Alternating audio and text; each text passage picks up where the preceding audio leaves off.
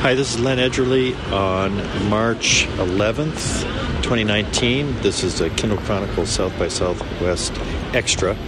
I am on Congress Street between 4th and 5th, headed back to pick up my car, and thought I'd do the first of my brief updates from South by Southwest. I hope to do one each day this week, partly to experiment with how easy is it to start with a podcast recording on the iPhone and get it up on the internet easily. So I will say that I had a great lunch in Waco, Texas today at a burger joint with listener Mark Roberts. We got a lot of the problems of the world solved as we each had a buffalo burger.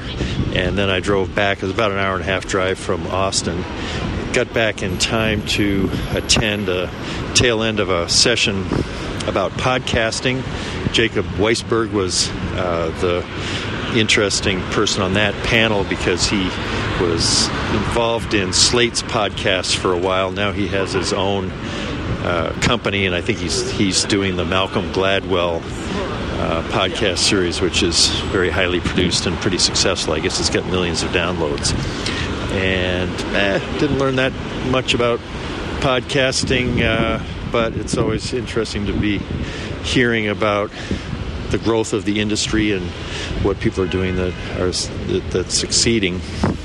After that, I had supper at a restaurant at the hotel, the JW Marriott, with Brian Person, a friend of mine who's working in London, and he's here at the South by Southwest all week. The weekend was kind of a political extravaganza carried out by the Texas Tribune in cooperation with South by Southwest, and I heard 9 people. Some of them announced candidates for president.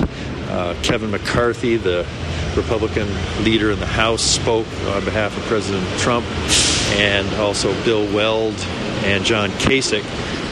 The rest of the people were, I think they were all announced candidates for president on the Democratic side. Elizabeth Warren, John Hickenlooper from Colorado did a good job.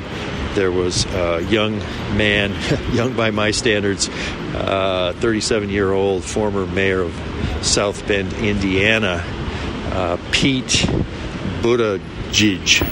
That's my estimate of how to pronounce his name. His family's from Malta, and he served in Afghanistan.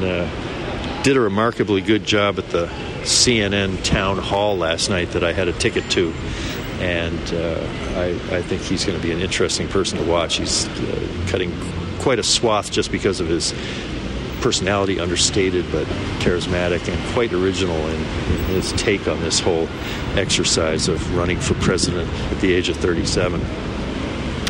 I was chosen to ask a question at the town hall. The first hour was with Congressman John Mahoney. See, I can't even remember his name. He's a nice enough guy, not likely to do that well, but he has been campaigning in Iowa for a year. So the question that I submitted in advance was, what kind of an advantage do you think that gives you? And he had a good answer for it. But it was exciting as it was going out live all over the world, and there was a producer saying, now's the time to go stand on the X, and Jake Tapper's saying, our next question's from Len Edgerly, a former natural gas executive from Denver. Len, and then I asked my questions. So it was very intriguing and a lot of fun, and good.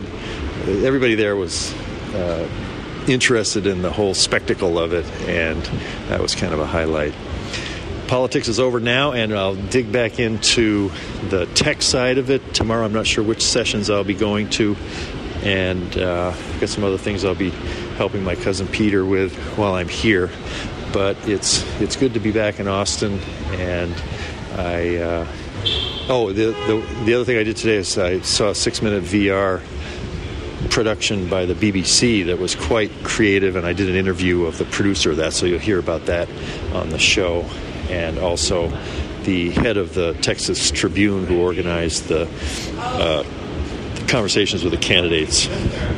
And my next challenge is to find where I parked the car. I parked it in a hurry because I was running late for that session. I'm standing in front of Frost Bank, and I think that elevator bank is where I go to get the car. So wish me luck. This is Len Edgerly in Austin for the Kindle Chronicles. Talk to you again tomorrow.